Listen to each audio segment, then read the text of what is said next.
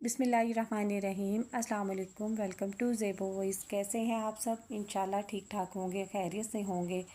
تو جی میں جو ناول پڑھنے جا رہی ہوں یہ بہت مزے کا ہے، انٹرسٹنگ ہے، تو انشاءاللہ آپ کو ضرور پسند آئے گا۔ جلدی سے ناول کا آغاز کرتے ہیں۔ ناول کا نام ہے میرے راستے میں رہنا اور رائٹر کا نام ہے سائمہ اکرم۔ وہ جب اپنا بھاری بھرکم بیگ لیے لاہور اسٹیشن پر اتری تو آسمان کالے سیاہ بادلوں سے ڈھکا ہوا تھا اور ہوا میں رچی ہوئی نمی بتا رہی تھی کہ قریب ہی کہیں بادل اپنے مکمل رفتار سے برس رہے ہیں۔ پچھلے ایک ہفتے سے لگی ساون کی اس جھڑی نے سب لوگوں کو کوفت اور بیزاری میں مبتلا کر رکھا تھا۔ ہر طرف درختوں کے پتے، ٹوٹی شاخیں اور جگہ جگہ کھڑا بارش کا پانی مزید پریشانی کا باعث بن رہا تھا۔ ہر طرف کیچڑ ہی کیچڑ تھا۔ حالانکہ اماں نے کتنا کہا تھا کہ ساون کا موسم گزر جائے تب اپنا کورس کرنے لاہور چلی جانا، لیکن اس کی ضد تھی کہ ندا اور اس کا چونکہ یہ مشترکہ پروگرام تھا اور ندا پچھلے 3 دن سے لاہور میں اس کا انتظار کر رہی تھی۔ ان کی کلاسز کا باقاعدہ آغاز سوموار سے ہونا تھا، جبکہ آج ہفتہ تھا، اس لیے جمعے کی شام آیا کہ نہ کرنے کے باوجود وہ اصرار کر کے اسٹیشن پر تھی۔ میاں چنو سے لاہور کا فاصلہ بھی تو کئی گھنٹوں کا تھا۔ ساری رات بارش ہوتی رہی تھی۔ وہ جب کھڑکی کو اوپر کرتی تاکہ اندر کی حبس ختم ہو، بارش کی تیز بوچھار اندر آ کر اسے بھگو دیتی۔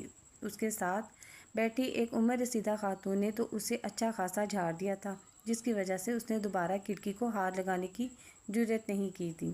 صبح موسم کی تیزی میں خاصی تبدیلی آ گئی تھی۔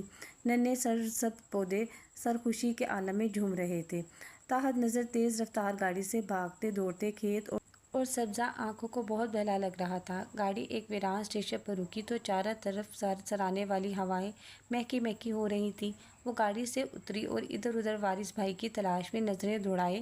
ہر طرف بھانت بھانت کے لوگ تھے اور سر ہی سر نظر آ رہے تھے، حالانکہ ان کا تقریباً آخری ڈبہ تھا اور اسٹیشن سے کافی پیچھے ہی رکا تھا۔ ہلکی ہلکی بوندا باندی شروع ہو گئی تھی۔ وہ بارش کی بوندوں سے بچنے کے لیے سامنے لگے شیشم کے درخت کے نیچے کھڑی ہو گئی۔ ساتھ ہی چائے کا اسٹال تھا جس پر خاصا رش تھا۔ وہ گھنے پیڑ کے نیچے بنی سنگ مرمر کی خالی بینچ پر بیٹھ گئی۔ اس کی مسلاشی نظریں لوگوں کے ہجوم میں وارث بھائی کو ڈھونڈ رہی تھیں، جن کو اماں نے فکر مندی سے پتہ نہیں کتنی دفعہ یاد دہانی کروائی ہوگی۔ وارث بھائی اس کے تایا کے اکلوتے بیٹے تھے۔ پچھلے دنوں میاں چنو آئے اور اسے کامیابی سے دوش نیشنل انسٹی ٹیوٹ چلاتے دیکھ کر خاصے متاثر ہوئے تھے۔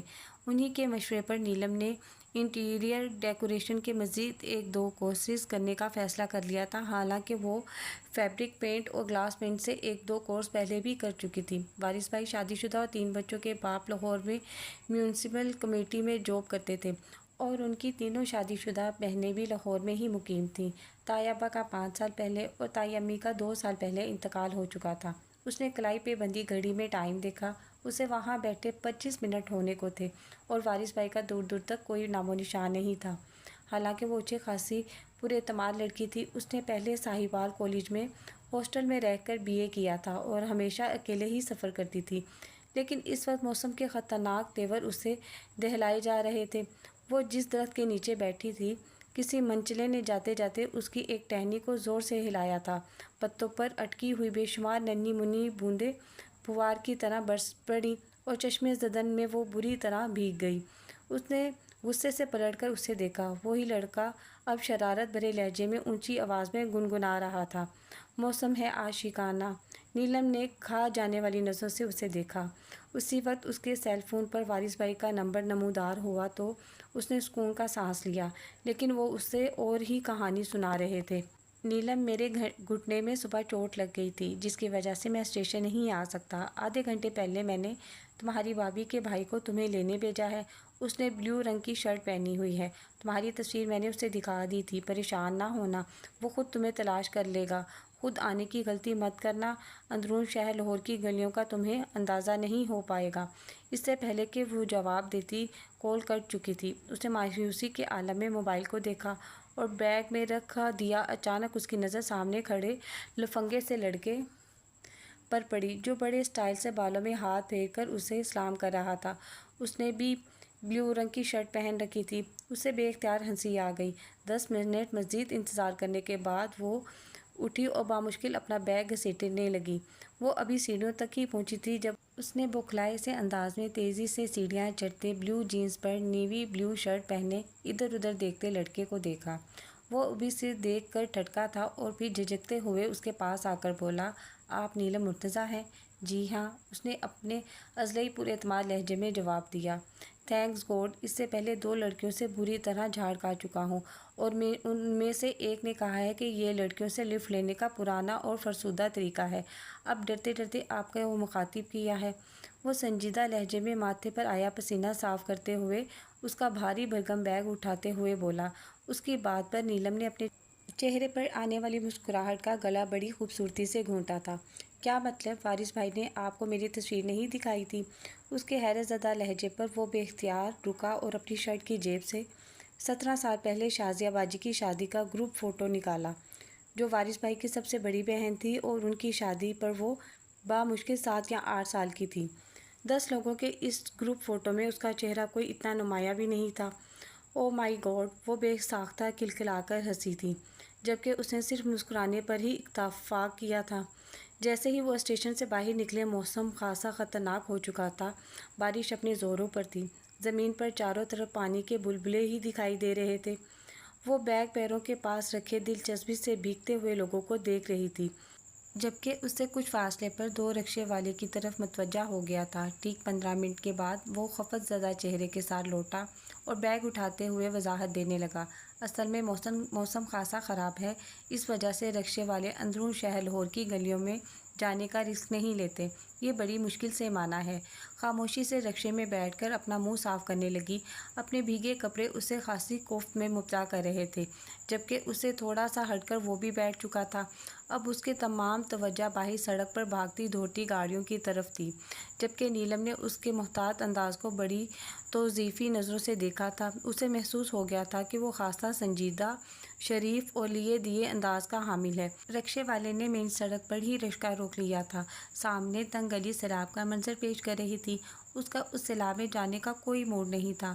وہ گرتے پڑتے کیچڑ اور گندے پانی سے بچتے ہوئے اس کے پیچھے تیزی سے چل رہی تھی، جو لمبے لمبے قدم اٹھاتا اتنے گندے راستے پر بھی اطمینان سے چل رہا تھا۔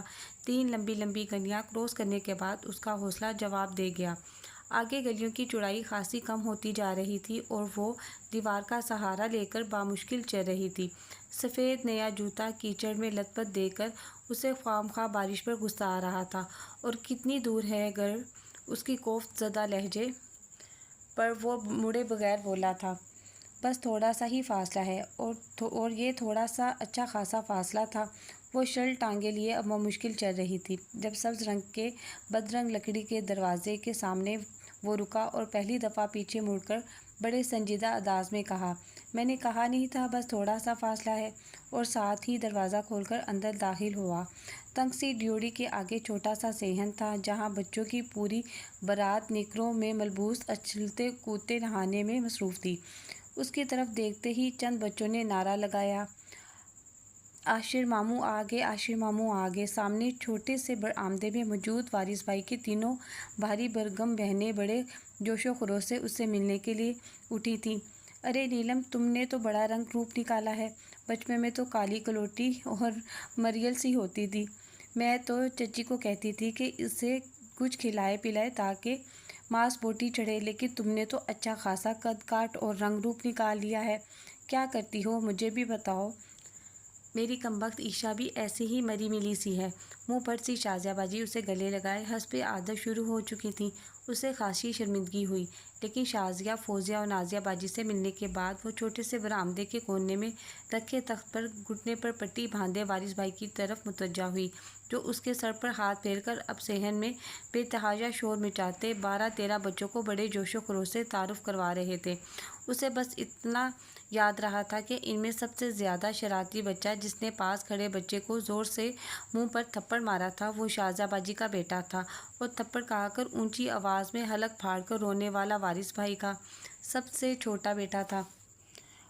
اور وہ جو سرسوں کے تیل کی شیشی میں بارش کا پانی مٹھیاں بھر بھر کے ڈال رہی تھی، وہ فوزیہ باجی کی درمیان والی بیٹی تھی۔ اور 2 بچے جو ایک دوسرے کے بال کھینچ رہے تھے وہ نازیہ باجی کی اولادیں تھیں۔ بے تحاشا شور و گل اور چیخوں سے نیلم کے سر میں درد شروع ہو چکا تھا، لیکن وہ زبردستی مسکرا رہی تھی۔ پھر شازیہ باجی کو غصہ آیا اور انہوں نے اٹھ کر 2-3 بچوں کی کمر پر دھموکے جڑ دیے، انہیں گلی میں باہر نکالا۔ دیکھتے ہی دیکھتے سارا جنجال پورا اب گلی میں شور مچا رہا تھا۔ شازیہ باجی نے بڑھ کر باہر کا دروازہ بند کر دیا تھا، جس سے خاصا سکون ہو گیا تھا۔ دیکھ لو نیلم، ہمارے گھر میں کتنی رونقیں ہیں، دیکھ لینا 2-4 دن میں ہی تمہارا دل لگ جائے گا۔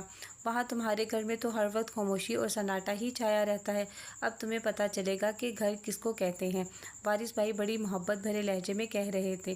جی بھائی، ہمارے گھر میں کون سا بچہ ہے؟ سب سے چھوٹا ہارون بھی ماشاءاللہ FSC کر رہا ہے، نیلم نے زبردستی مسکراتے ہوئے جواب دیا، اور دل ہی دل میں خدا کا لاکھ لاکھ شکر ادا کیا کہ ان کا گھر خاصا کشادہ، پرسکون اور صاف ستھرا تھا، جبکہ وارث بھائی کا گھر ایک تو خاصا تنگ تھا، اوپر سے بے ترتیبی کا عنصر خاصا واضح تھا۔ لیکن یہ شکر تھا کہ ان کا دل خاصا بڑا تھا، ورنہ امی تو اس کے ہاسٹل میں رہنے کے بالکل ہی حق میں نہیں تھی۔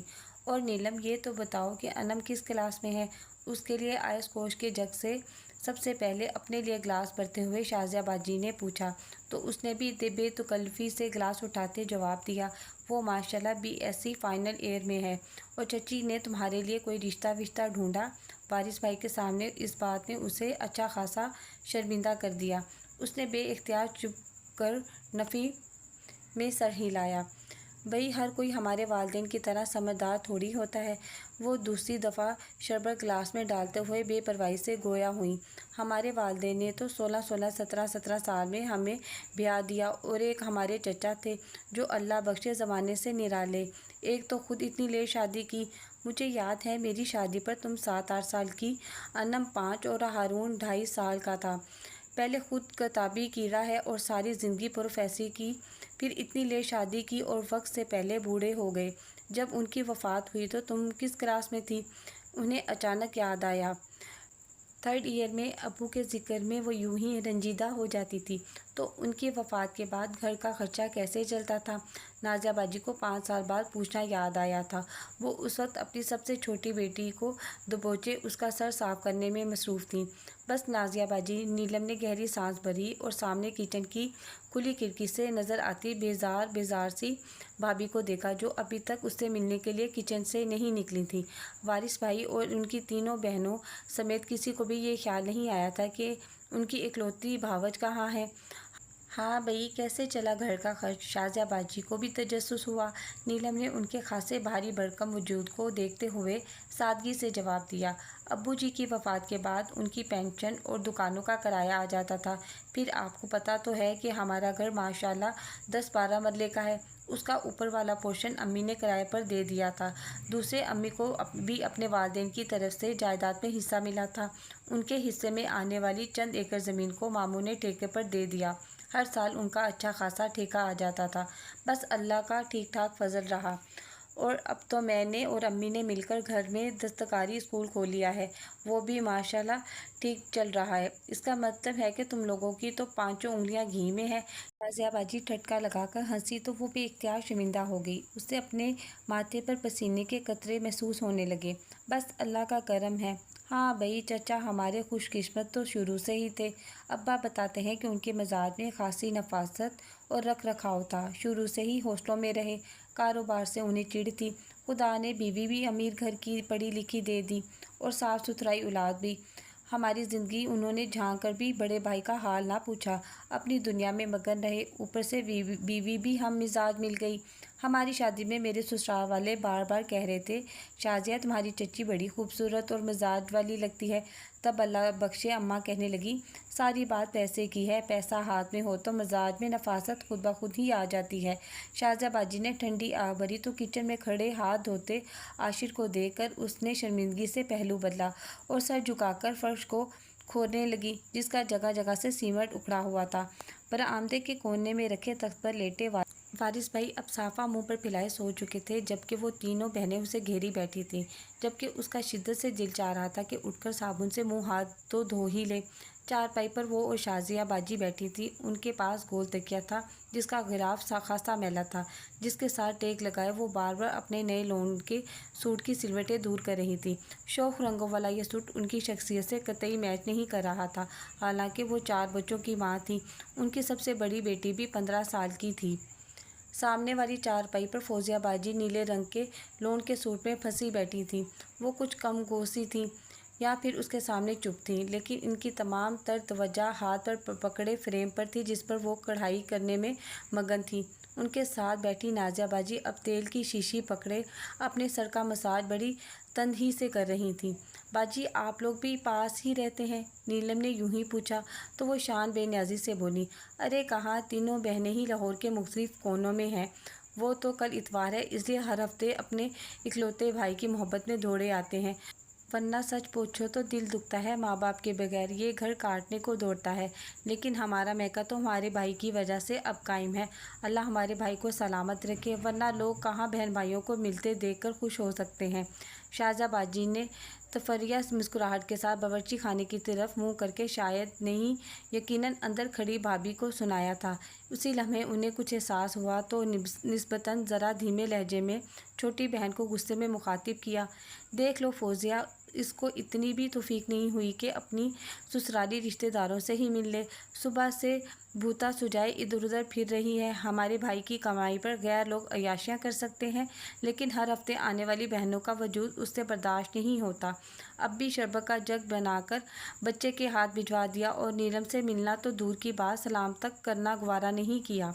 उन्हें एक तंजिया मुस्कुराहट फौजिया बाजी के चेहरे पर भी नमूदार हुई और वो खासे तलख लहजे में गोया हुई, उसे इतनी अकल हो तो और चाहिए क्या। ऊपर से भाई हमारा काट का उल्लू, अब बंदे को इतना भी शरीफ नहीं होना चाहिए। नीलम ने हैरत से फौजिया बाजी को देखा, जिनके बारे में उसका अंदाज़ा था कि खासी मासूम, शरीफ और कमगोसी लगती हैं। ना सास, ना ससुर, ना कोई कंवारी ननंद अपने घर में ऐश कर रही हैं, फिर भी माथे के बल दूर नहीं होते। बस किस्मत की बात है कि अल्लाह कैसे कैसों के भाग खोल देता है। एक हमारे माँ बाप ने तीनों बेटियों को भरे बुरे ख़ानदानों में उठा के दे दिया। रहना पड़े ना इसे मेरी ससुराल तो लग पता जाए, ये मेरा ही हौसला है जो वहाँ गुजारा कर रही हूँ। अपनी घिसी हुई चप्पल उठाकर वो आखिर खड़ी हो गई और बावर्ची खाने की तरफ मुंह करके ऊंची आवाज़ में बोली, नीलम, धड़ल्ले से इस घर में रहना तुम्हारे सगे ताया के बेटे का घर है, तुम्हारा अपना घर। जब ऐरे गहरे मुंह उठाकर मेरे भाई की कमाई पर ऐश कर सकते हैं तो तुम्हारे तो ये फर्स्ट कज़न का घर है। अगर कोई कुछ कहे तो मुझे बताना, बुरे को उसके घर तक पहुंचाना मुझे खूब आता है। उनके ललकारते लहजे में नीलम ने घबराकर किचन की तरफ देखा, जहां भाभी के संजीदा चेहरे पर खासा तनाव आ गया था, लेकिन वो खामोशी से चावल भिगोने में लगी रहीं। जबकि आशीष सुर्ख चेहरे के साथ किचन से निकला, उसने बहुत गुस्से से सीढ़ियों का दरवाज़ा बंद किया था और धड़ धड़ करता ऊपर चला गया था, जबकि शाजिया बाजी अब आराम से फ्रिज से खरबूजे निकाल कर छी रही थी और बच्चे खुद ब खुद आकर उनके गिर्द इकट्ठे होकर अपना अपना हिस्सा लेने के लिए मचलने लगे। वो मौका देकर फ़ौरन किचन के पास लगे वॉश बेसिन की तरफ चली आई। वॉश बेसिन के सामने लगा हुआ शीशा आधा टूटा हुआ था। अस्सलाम वालेकुम भाभी, खुद ब खुद उसका लहजा पुरतपाक सा हो गया था। अपने दुपट्टे से मुंह साफ़ करते हुए उसने खुद ही किचन में झांक लिया था। वालेकुम अस्सलाम, आ गई तुम? वो ना अपनी जगह से हिली और ना मरवतन उन्होंने मुस्कुराने की कोशिश की। जी, फौरी तौर पर तो नीलम की समझ में ही नहीं आया कि ये किस किस्म का खैर मुकद्दम है, लेकिन फिर डटाई से मुस्कुराते हुए उसने ऑफ़र की, लाएं ये सलाद मैं बना देती हूँ। उन्होंने ज़रा बराबर भी मुरव्वत का मुजाहरा नहीं किया और खीरे और प्याज टमाटर उसे थमा दिए, जिसे धोकर वो बड़ी नफासत से काटने लगी। उसी वक्त फौजिया बाजी ने किचन में झांका, अरे नीलम, तुम इतनी गर्मी और हब्स में कहाँ लगी हुई हो? आओ अंदर आकर बैठो, वरीशा काट लेगी। फौजिया बाजी ने अपनी 12 साला भतीजी का नाम लिया, जो उस वक्त बर्तनों का ढेर धोने में मगन थी, जबकि उसके हम उम्र कज़न बेफिक्री और बेपरवाही से बाहर खेलने में मगन थे। अरे नहीं बाजी, में बस 5 मिनट का काम है। भाभी तो खुद मुझे करने नहीं दे रही थी और मुझे फारिग बैठे बैठे उलझन हो रही थी। आप चले, मैं आती हूँ। उसने तरीके से उन्हें मना किया और नफासत से टमाटर के फूल बनाने लगी। جبکہ بھابھی خاموشی سے اب روٹیاں بنا رہی تھیں۔ پسینے سے ان کے کپڑے بھیگے ہوئے اور بال الجھے ہوئے تھے۔ چھوٹا سا باورچی خانہ گرمی سے تپ کر تندور بنا ہوا تھا۔ اس نے دل ہی دل میں بھابھی کی ہمت کی داد دی۔ بھابھی، وارث بھائی کے گھٹنے پر چوٹ کیسے لگی؟ اسے اچانک یاد آیا۔ بازو کی پوچھ سے ماتھے کا پسینہ صاف کرتے ہوئے وہ عام سے انداز میں گویا ہوئی۔ صبح حلوہ پوری لینے جا رہے تھے، راستے میں موٹر سائیکل سلپ ہو گئی۔ او ہو! وہ سر ہلا کر خاموش رہ گئی۔ دونوں بہن بھائی خاصے سنجیدہ اور کم گو سے لگتے ہیں، اس نے دل ہی دل میں سوچا اور تیزی سے سلاد بنانے لگی۔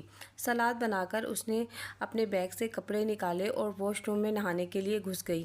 بارش رک چکی تھی لیکن صحن میں جگہ جگہ پانی کھڑا تھا۔ وہ کافی دیر بعد نہا کر نکلی تو برآمدے میں بچھی چٹائی پر کھانا لگ چکا تھا اور سارے بچے خلاف عادت خاموش اور سکون سے بیٹھے تھے۔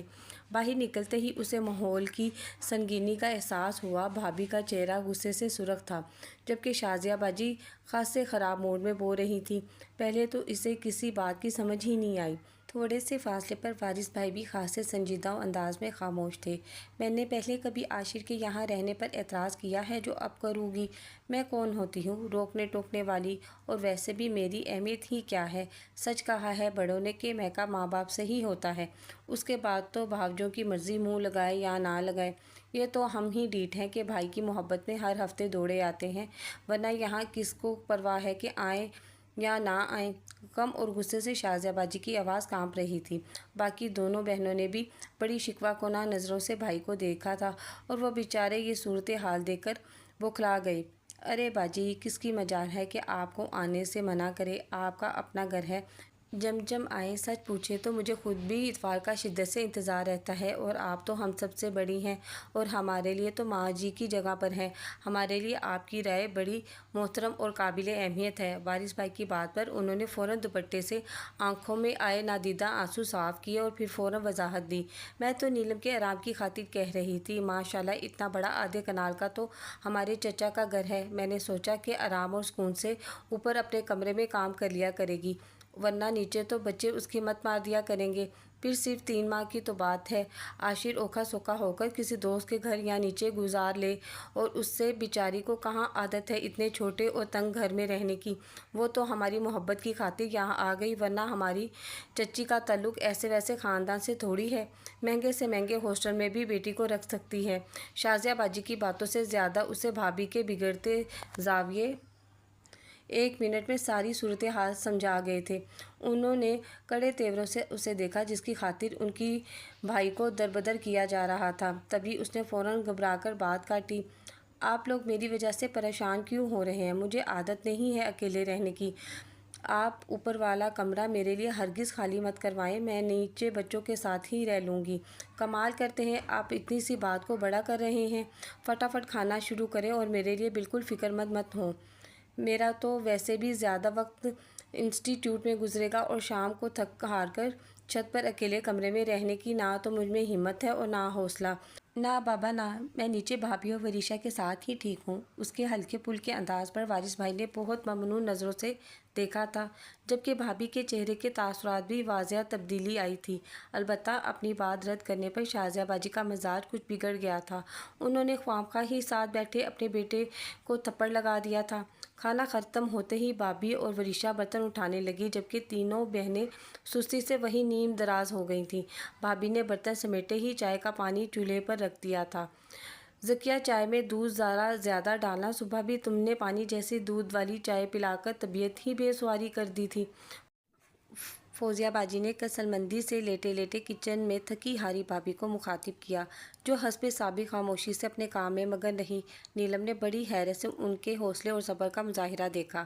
ان کے جاتے ہی شازیہ باجی نے ادھر ادھر دیکھ کر نسبتاً دھیمے مگر تلخ لہجے میں کہا، نیلم تم بہت بے وقوف ہو۔ میں ذکیہ کے سارے جہاں کے نکمے کام چور اور مسٹنڈے بھائی کو یہاں سے نکالنے کا منصوبہ بنا رہی تھی، تم نے سارا منصوبہ ہی چوپٹ کر دیا۔ پچھلے 1 سال سے وہ یہاں مفت کی روٹیاں توڑ رہا ہے، اور بھائی ہمارا سارے جہاں کا بے وقوف، وہ سادہ دل اپنی بیوی کی باتوں میں آ کر اس مفت خور کو پال رہا ہے۔ میں نے بیٹھے بٹھائے اس کو نکالنے کا پلان بنایا تھا، جو تمہاری سادگی کی وجہ سے دھرا کا دھرا رہ گیا۔ وہ کیسے باجی؟ اس نے مصنوعی حیرت سے پوچھا، حالانکہ بات تو ساری واضح تھی۔ بھائی تم نے جو کہہ دیا کہ میں نیچے ہی ٹھیک ہوں۔ یہ سنتے ہی رقیہ کا چہرہ باغ و بہار ہو گیا۔ سچ پوچھو تو ہمارے چچا کی اولاد بھی ہماری طرح بھولی ہے۔ زمانے کی چلتر بازیاں نہ ہم نے سیکھی نہ ہمارے رشتہ داروں نے۔ آخری بات وہ دانستہ اونچی آواز میں کہہ رہی تھی اور جہاں پہنچنا مقصود تھا وہاں پہنچ بھی گئی تھی، لیکن دوسرے مورچے میں حسب عادت خاموشی تھی۔ نازیہ تمہاری ڈرامے باز ساس اور ننندوں کا کیا حال ہے؟ وریشا سے چائے کی پیالی پکڑے ہوئے انہیں چھوٹی بہن کا خیال آیا جو خاصی بیزار سی تھی۔ سب سے بڑی شازیہ باجی تھی اور ان سے چھوٹی فوزیہ، پھر وارث بھائی، پھر سب سے آخر میں نازیہ باجی تھی۔ ان کے ڈرامے حسب معمول عروج پر ہی ہیں۔ قسم سے میرا دل کرتا ہے پورے خاندان کو انڈیا بھجوا دوں اسٹار پلس کے ڈراموں میں کام کرنے کے لیے، نازیہ باجی نے بیزاری سے جواب دیا، جس سے سن کر نیلم کے چہرے پر مسکراہٹ دوڑ گئی۔ پھر رات گئے تک تینوں بہنیں اپنے اپنے سسرال کی چگلیوں میں مصروف رہیں۔ وہ تو رات کا کھانا کھا کر جو سوئیں، پھر صبح کو ہی آنکھ کھلی۔ آج گھر میں خاصا سکون اور خاموشی تھی، حالانکہ اتوار کا دن تھا۔ وریشا سے اسے معلوم ہوا کہ اس کی تینوں پھوپھیاں رات ہی واپس اپنے اپنے گھروں کو چلی گئی تھیں۔ برآمدے میں رکھے پرانے اور بوسیدہ تخت پر آج دھلی ہوئی چادر بچھی ہوئی تھی، جس پر نیم دراز وارث بھائی اخبار پڑھنے میں مگن تھے۔ ان سے کچھ فاصلے پر وارث بھائی کا چھوٹا بیٹا جواد اپنے ماموں سے میتھ کے کچھ سوالات سمجھ رہا تھا، جبکہ فواد صحن میں رکھی اپنی سائیکل کو پائپ سے دھو رہا تھا اور وریشا حسب معمول اپنی ماں کے ساتھ کچھ کچن میں مصروف تھی۔ آج مطالعہ پھر ابر آلودہ تھا، لیکن موسم ٹھنڈا تھا۔ پورا گھر بھابھی نے پائپ لگا کر دھویا تھا، جو صاف ستھرا اور چمک رہا تھا۔ منہ ہاتھ دھو کر اور برش کر کے وہ سیدھی کچن میں ہی آ گئی تھی، جہاں بھابھی پراٹھے بنانے میں جبکہ وریشا آملیٹ بنانے کے لیے پیاز کاٹ رہی تھی۔ وہ سلام کر کے فریج سے ٹھنڈی پانی کی بوتل نکالنے لگی۔ بھابھی آپ وریشا کو اپنے ساتھ لگائے رکھتی ہیں، اس کی پڑھائی کا حرج نہیں ہوتا؟ انہوں نے مڑ کر اسے غور سے دیکھا اور پھر سنجیدہ لہجے میں بتانے لگی۔ شروع میں خاصاً منع کرتی تھی، لیکن یہ زبردستی ہر کام میں گھستی تھی۔ اب سچ پوچھو تو میں خود بھی لالچ کرنے لگی ہوں۔ میرے چھوٹے چھوٹے کئی کام نپٹا دیتی ہے اور مجھے بھی کچھ آسا ہو جاتا ہے۔ نیلم نے خاموشی سے اس سے چھری اور پیاز پکڑی اور کاٹنی شروع کر دی۔ ان سے باتیں کرتے کرتے آملیٹ بنا لیا اور سنک پر بڑے گندے برتن دھونے شروع کر دیے۔ بھابھی نے مڑ کر اسے دیکھا اور اسپاٹ لہجے میں کہا، رہنے دو، میں دھو لوں گی۔ چھوڑے بھابھی، میں مہمان تھوڑی ہوں۔ اس نے برتن دھو کر ریک پہ رکھے اور صافی سے ہاتھ صاف کرنے لگی۔ اتنے میں وریشا ناشتہ باہر چٹائی پر لگا چکی تھی۔ وہ خاموشی سے باہر آ کر بیٹھ گئی۔ وارث بھائی کے تینوں بچے خاصے سمجھدار اور کم گو تھے، بڑے سلجھے ہوئے انداز میں اپنے باپ کے گرد بیٹھے ناشتہ کر رہے تھے۔ عاشق بھی ناشتہ کرتے ہوئے وارث بھائی سے حالیت حاضر و تبصرہ کر رہا تھا۔ اس کا مطالبہ خاصا وسیع اور دلائل بڑے مؤثر تھے۔ بھابھی نے چائے کے مگ ان کے سامنے رکھے تو اسے خیال آیا کہ انہوں نے خود تو ناشتہ کیا نہیں۔ آئیں بھابھی، آپ بھی ناشتہ کریں نا، اس نے خلوص دل سے کہا تو وارث بھائی نے ہنستے ہوئے جواب دیا، بھئی تمہاری بھابھی ساری دنیا سے نرالی ہیں۔ جب ساری دنیا ناشتہ کر لے گی تو بچہ کچا پھینکنے کے بجائے یہ خود کھا لیں گی اور یہی ان کا ناشتہ ہوگا۔ یہ تو بہت بری بات ہے۔ اس نے فوراً ہاٹ پاٹ سے ایک پراٹھا نکالا اور پلیٹ میں آملیٹ ڈال کر ان کا بازو پکڑ کر بٹھایا۔ بیٹھیں، پہلے ناشتہ کریں، کام ہوتے رہیں گے۔ اس کے پرخلوص لہجے پر وہ بری طرح چونکی، پھر نہ جانے کیا سوچ کر ان کے درمیان آ بیٹھی اور خاموشی سے لقمے توڑنے لگی۔ نیلم، کل میں صبح صبح دفتر کے لیے نکل جاؤں گا۔ کل تم ہاشر کے ساتھ اپنے انسٹیٹیوٹ چلی جانا۔ یہ تمہیں بتائے گا کہ کہاں کہاں سے وین تمہیں مل جائے گی اور کس اسٹاپ پر اترنا ہوگا۔ اس کے بعد تمہیں اکیلے ہی آنا جانا ہوگا۔ جی بھائی، ڈونٹ وری، مجھے کوئی مسئلہ نہیں ہوگا، بس ایک دفعہ سارے راستے دیکھ لوں۔ اس نے چائے پیتے ہوئے انہیں تسلی دی۔ ناشتہ کرتے ہی بھابھی نے برتن سمیٹنے شروع کر دیے۔ اس نے بیگ سے کپڑے نکال کر لوہے کی الماری میں سیٹ کیے۔ اس کے حصے میں جو کمرہ آیا تھا وہ پہلے بچوں کا تھا، لیکن بھابھی نے اسٹور سے کافی سارا سامان اوپر والے کمرے میں منتقل کروا دیا تھا اور اسٹور تقریباً خالی کر کے اندر 2 چارپائیاں بچھا دی تھیں اور جواد اور فواد کو وہ کمرہ دے دیا تھا، جبکہ وریشا تو پہلے ہی ان کے کمرے میں سوتی تھی۔ نیلم نے اپنے کمرے کا جائزہ لیا۔ پورے کمرے میں ایک کرسی اور میز کے علاوہ لوہے کی الماری تھی اور کمرے میں سنگل پلنگ پر شاید بھابھی نے نئی چادر بچھائی تھی۔ کم چیزیں ہونے کے باوجود کمرہ کافی کھلا اور کشادہ لگ رہا تھا۔ الماری سیٹ کرنے کے بعد اس نے اپنے سیل فون پر امی سے تفصیلاً بات کی۔ وہ اس کی غیر موجودگی سے کافی اداس تھیں۔ انم اور ہارون بھی کافی یاد کر رہے تھے۔ فون پر بات کر کے جب وہ باہر نکلی تو کافی اداس تھی۔ بھابھی تخت پر سبزی کی ٹوکری رکھے سبزی کاٹنے میں مگن تھی۔ پاس ہی عاشر کوئی کتاب پڑھنے میں مگن تھا، جبکہ وارث بھائی شاید گھر میں نہیں تھے۔ تھوڑے سے فاصلے پر وریشا اپنے اسکول کا ہوم ورک کر رہی تھی۔ اس نے شاید اسے باہر آتے نہیں دیکھا تھا، تبھی کتاب سے سر اٹھائے بغیر بولی تھی، مما شکر ہے کہ اس اتوار کو پھپھو لوگ یہاں نہیں ہیں۔ نیلم باجی کی وجہ سے وہ ہفتے والے دن ہی آ گئی، ورنہ آج کا سارا دن بھی برباد جانا تھا۔ اوپر سے شازیہ پھپھو کی ایمن جب آتی ہے، کبھی میرے کلرز تو کبھی میری پونیاں چرا کر لے جاتی ہے۔ وریشا بھابی نے تنبیہہ لہجے میں اسے پکارا۔ وہ نیلم کو سامنے دیکھ کر بکھلا گئی تھی۔ عاشر نے بھی پریشانی سے پہلے ان دونوں کو اور پھر وریشا کو دیکھا، جو اپنے کام میں مگن بے خبر بول رہی تھی۔ کیا ہے مما، آپ بھی بس مجھے ہی ڈانٹتی رہتی ہیں، ان کے بچوں کو کچھ نہیں کہتی؟ شازیہ پھپھو اور فوزیہ پھپھو جب دیکھو آپ کی برائیاں کر رہی ہوتی ہیں، اور آپ اتنی گرمی میں ان کے لیے کھانا بنا رہی ہوتی ہیں۔ مجھے اس بات پر بہت غصہ آتا ہے۔ بھابی نے اپنے پاس تخت پر آ کر بیٹھی نیلم کو پریشانی سے دیکھا، جو فالتو چھری اٹھا کر بھنڈیاں کاٹنے لگی تھی، اور بے پرواہی سے وریشا سے مخاطب ہوئی۔ اور وریشا، گڑیا کو کس بات پر غصہ آتا ہے؟ وریشا نے کاپی سے جھٹکے سے سر اٹھایا۔ اسے سامنے دیکھ کر اس کا رنگ بڑی تیزی سے اڑا تھا۔ وہ ایک دم خاموش ہو گئی تھی۔ بھائی، اس کا سادہ سا حل ہے، آپ یوں کیا کرو کہ جس دن ایمن نے آنا ہو، اپنے سارے کلرز اور پونیاں میرے کمرے والی الماری میں چھپا دیا کرو، نہ اس کو نظر آئیں گی، نہ وہ اٹھا کر لے کے جائے گی۔ چھوڑو نیلم، یہ تو ایسے ہی فضول بولتی رہتی ہے، خود ہی ادھر ادھر رکھ کر بھول جاتی ہوگی، اور پھر شازیہ باجی کی ایمن کو کس چیز کی کمی ہے جو ایسی حرکتیں کرے گی؟ بھابی نے فوراً صفائی دی اور وریشا کو غصے سے گھورا، لیکن نیلم نے ان کی بات کو بے پرواہی سے اڑایا۔ جانے دے بھابی، بچے جھوٹ نہیں بولتے، اور پھر آپ کے بچے تو ماشاءاللہ خاصے تمیز والے اور سلجھے ہوئے ہیں۔ وریشا تو خاصی حساس اور ذمہ دار بچی ہے، باتیں وہ کچھ غلط بھی نہیں کر رہی۔ بس میں نہیں جانتی کہ گھر میں کوئی فساد پڑے، پھر وارث خاصے چھوٹے دل کے ہیں، وہ بہت زیادہ گھبرا جاتے ہیں۔ کوئی جو کرتا ہے کرے، خود ہی بھرے گا، اللہ تو جانتا ہے نا۔ لیکن ظالم کے سامنے خاموش رہنا اس کو مزید شے دینے کے مترادف ہے، وہ ہاتھ جھاڑتے ہوئے بولی تھی۔ عاشر نے کتاب چھوڑ کر اسے غور سے دیکھا، جو واش بیسن پر ہاتھ دھونے میں مگن تھی۔ بی بی، اپنا کھونٹا مضبوط ہو تو بندہ ایسی باتیں کرتا اچھا لگتا ہے، ورنہ خود کے بے گھر ہونے کے لیے چانسز بڑھ جاتے ہیں، اور میرے تو ماں باپ بھی سر پر نہیں ہیں، اکلوتا بھائی ہے جو خود ابھی تک بے روزگار ہے۔ بھابی نے ناگوار لہجے میں کہا۔ ان کے لہجے میں چھپی تلخی دیکھ کر ایک لمحے کو تو وہ خاموش ہو گئی۔ چلیں اس ٹاپک پر بات پھر کبھی سہی۔ یہ بتائیں آج کیا پکا رہی ہیں؟ اس نے دانستہ خوشگوار لہجے میں پوچھا۔ بھنڈیاں، وہ سپاٹ لہجے میں کہہ کر کچن میں چلی گئی۔ نیلم نے تخت پر پڑا صبح کا اخبار اٹھا کر پڑھنا شروع کر دیا۔ اخبار پڑھتے ہوئے وہ اچانک بولی، عاشر، آپ کی کوالیفیکیشن کیا ہے؟ ایم کام، اس نے مختصر جواب دیا۔ یہ ڈی جے انٹرپرائزز والوں کا اشتہار دیکھا ہے، جتنی کوالیفیکیشن آپ کی ہے اتنی ہی انہوں نے مانگی ہے، آپ یہاں بھی اپلائی کریں نا۔ نیلم نے بڑے جوش و خروش سے اسے بتایا، جو کتاب پر آنکھیں جمائے بیٹھا تھا۔ اس نے سر اٹھا کر بھی نہیں دیکھا اور بڑے سنجیدہ اور سپاٹ لہجے میں کہا، میں نے پچھلے 3 ماہ سے یہ دکھاوے کے فرمان پڑھنا چھوڑ دیے ہیں۔ جن کو جاب ملنی ہو انہیں ویسے ہی مل جاتی ہے، پھر اپنا وقت اور پیسہ برباد کرنے کا فائدہ؟ لے، یہ کیا بات ہوئی؟ اس کا مطلب یہ ہے کہ انسان اپنے ہاتھ پر ہاتھ رکھ کر بیٹھ جائے اور کوشش نہ کرے؟ نیلم کو اس کی بات قطعی پسند نہیں آئی تھی۔ محترمہ، آپ کو پتہ ہے کہ کوشش کس چڑیا کا نام ہے؟ میں نے آئی کام، بی کام اور ایم کام میں تینوں دفعہ بورڈ میں پوزیشن لی تھی۔ ایک بندہ جو اسکول، کالج اور یونیورسٹی میں ہمیشہ ٹاپ کرتا رہا ہو، اسے اکثر انٹرویو میں صرف اس وجہ سے ریجیکٹ کر دیا جائے کہ وہ کسی مضبوط ریفرنس سے نہیں آیا، اور آپ اس کو کہہ رہی ہیں کہ کوشش کی جائے؟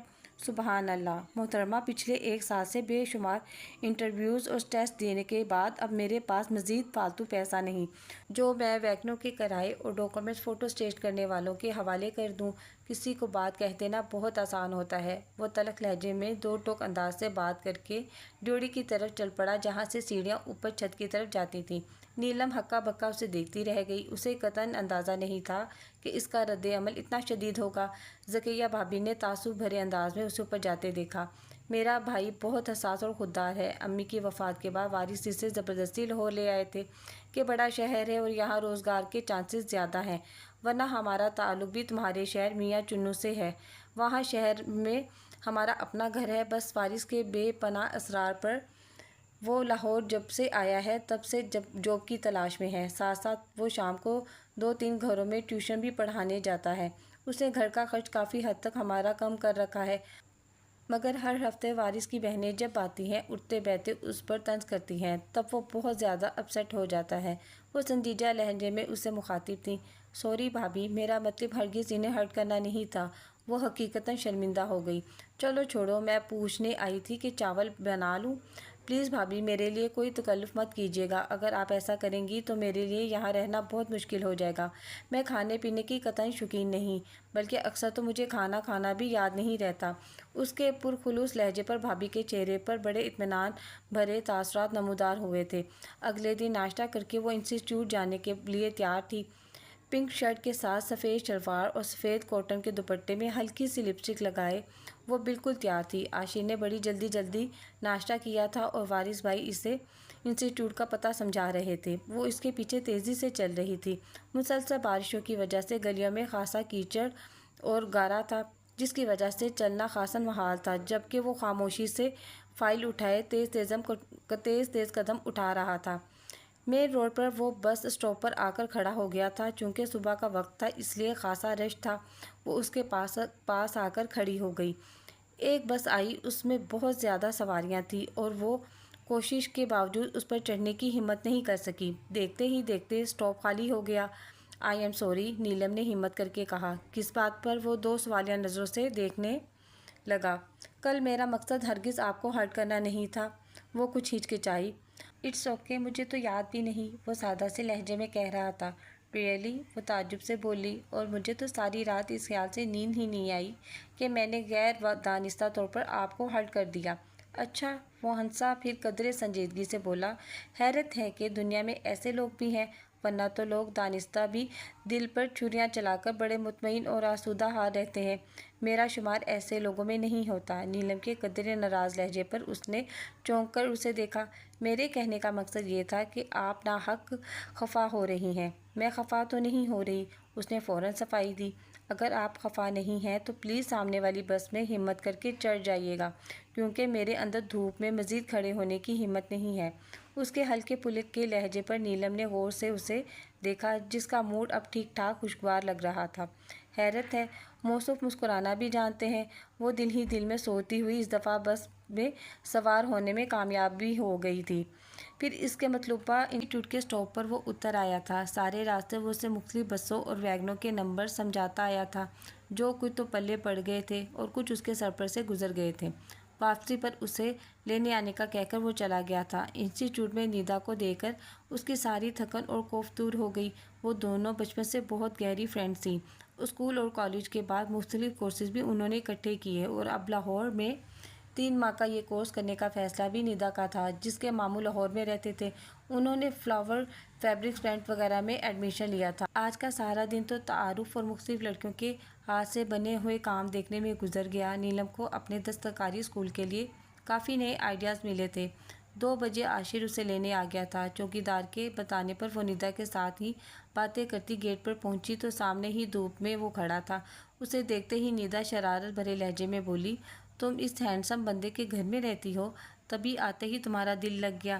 میں بھی اپنے ماموں کے گھر سے تمہارے ساتھ ہی شفٹ نہ ہو جاؤں؟ بکواس بند کرو۔ نیلم نے اس کے کندھے پر اپنا بھاری بھرکم بیگ مارا تو وہ بلبلا اٹھی۔ اتنے ڈیشنگ بندے کے لیے تو میں گولی کھانے کو بھی تیار ہوں۔ تمہارا بیگ کیا چیز ہے؟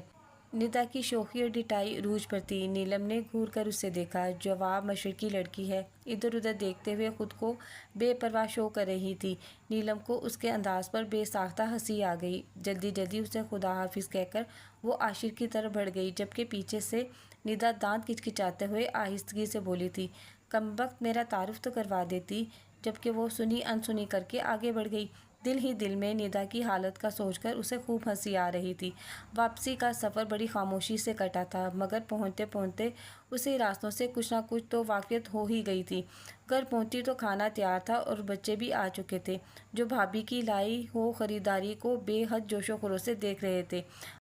بھابھی سیل بازار سے بچوں کے لیے کچھ لون کے سوٹ اپنی ہمسائی کے ساتھ جا کر لائی تھیں اور وریشا بار بار اپنے سوٹ اپنے ساتھ لگا کر دیکھ رہی تھی۔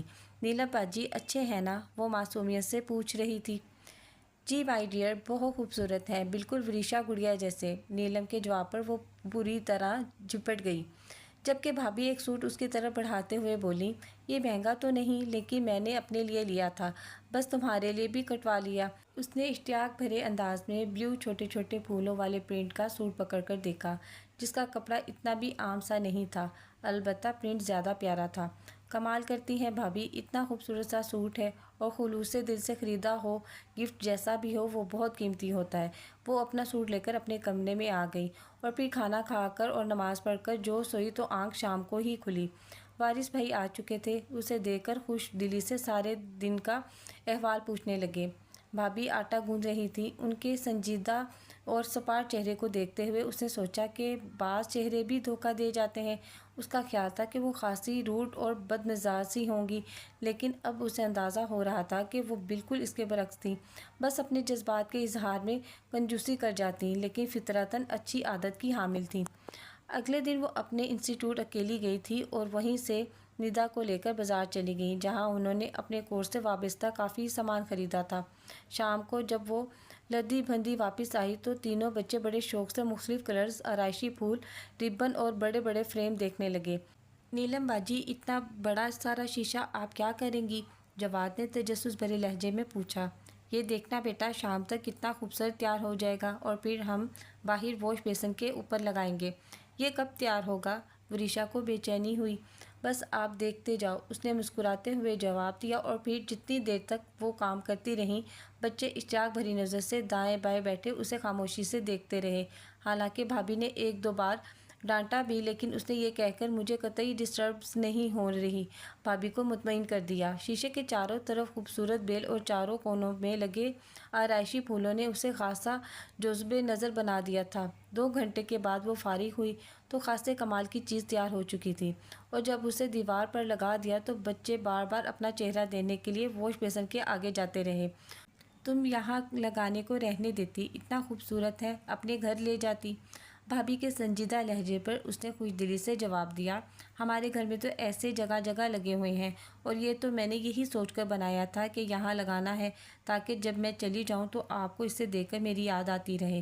وارث بھائی کے آنے پر بچوں نے سب سے پہلے ان کی توجہ سامنے دیوار کی جانب مبذول کروائی تھی۔ عاشی جو کہ وہاں بیٹھا چائے پی رہا تھا، اس نے بھی ایک سرسری نظر اس پر ڈالی، جبکہ وارث بھائی نے اسے کھلے دل سے سراہا تھا۔ مما، اتوار کو اتار دیجیے گا ورنہ شازیہ پھپھو کا احمد آتے ہی کرکٹ کھیلنا شروع کر دیتا ہے، کہیں گیند مار کر توڑ ہی نہ دے۔ وریشا اپنی ماں کے کانوں میں گھسی نصیحت کر رہی تھی، جسے سن کر نیلم کے چہرے پر مسکراہٹ دوڑ گئی، جبکہ بھابھی نے کوئی جواب نہیں دیا تھا۔ اگلے دن اس نے تخت پوش کے لیے بازار سے کپڑا لیا اور اسے پینٹ کرنا شروع کر دیا۔ وہ 2 دن میں بہت خوبصورت کور تیار ہو چکا تھا۔ وہ اسے بچھا کر دیکھ رہی تھیں جب بھابھی کچن سے نکلی۔ نیلم، پلیز تم اپنی محنت اور پیسہ اس گھر کی چیزوں پر ضائع مت کرو۔ جو کچھ تم بنا رہی ہو اور سیکھ رہی ہو، ان چیزوں کو سنبھال کر رکھو، اپنے گھر میں استعمال کرنا، یا جہیز کے لیے رکھ لو۔ بھابھی کے خوش لہجے پر وہ ایک لمحے کو خاموش ہو گئی اور پھر پھیکے لہجے میں زبردستی ہنستے ہوئے بولی، بھابھی پلیز آپ مائنڈ نہ کریں، اصل میں میری امی بہت سگڑ اور سلیقہ مند خاتون ہے، ان کے ہاتھوں میں جو صفائی ہے وہ تو اگلے 10 سالوں میں بھی میرے ہاتھوں میں نہیں آ سکتی۔ وہ بہت کامیابی سے کئی سالوں سے اپنے گھر میں دستکاری اسکول چلا رہی ہیں، اور یہ تخت پوش جو میں نے پینٹ کیا ہے وہ تو کھڑے کھڑے 10 نقص اس میں نکال دیں گی۔ میں تو اپنا شوق آپ کے گھر میں پورا کر رہی ہوں، ورنہ امی تو مجھے ہرگز اسے بچھانے نہ دیتی۔ وہ تو شکر ہے کہ آپ کو اس کام سے زیادہ واقفیت نہیں ہے، ورنہ جس دن امی آپ کے گھر آئیں تو بیٹھے بیٹھے تو آپ کو بھی ڈانٹتی کہ اس پھوہر لڑکی کی چیزیں سجانے کی ضرورت کیا تھی۔ نہیں خبر، یہ تو تم غلط بات کر رہی ہو، مجھے بے شک ان چیزوں سے زیادہ واقفیت نہیں، لیکن تمہارے ہاتھ میں جتنی صفائی اور نفاست ہے وہ تو دور ہی نظر آ جاتی ہے۔ تو پلیز بھابھی مائنڈ مت کیا کریں، بے شک جب میں جاؤں تو ان کو اکٹھا کر اسٹور میں پھینک دیجیے گا، لیکن مجھے اپنا شوق پورا کر لینے دیں۔ اس کے لہجے میں اتنی التجا تھی کہ بھابھی کندھے اچکا کر رہ گئی، تو نیلم نے سکون کا سانس لیا۔ اسی شام تک ان کے اڑوس پڑوس سے جو ہمسائبی آئی اس کا تخت پوش بھی مرکز نگاہ بنا، بلکہ سامنے والی خاتون نے تو بطور خاص اپنی بیٹیوں کو بھی دیکھنے بھیجا، اور پھر میں اپنی بڑی بیٹی کے جہیز کے لیے بیڈ شیٹ کی بکنگ بھی کروا لی۔ ڈھیروں توصیفی جملوں نے اس کا اعتماد خاصا بڑھا دیا تھا۔ اگلے دن اتوار تھا۔ وہ ندا کی خصوصی فرمائش پر صبح صبح وارث بھائی کے ساتھ اسے ملنے مسلم ٹاؤن چلی گئی۔ ارادہ تو یہی تھا کہ وہ 3 گھنٹوں میں واپس ہی ہو جائے گی۔ وہاں جا کر اسے ٹائم گزرنے کا پتہ ہی نہیں چلا۔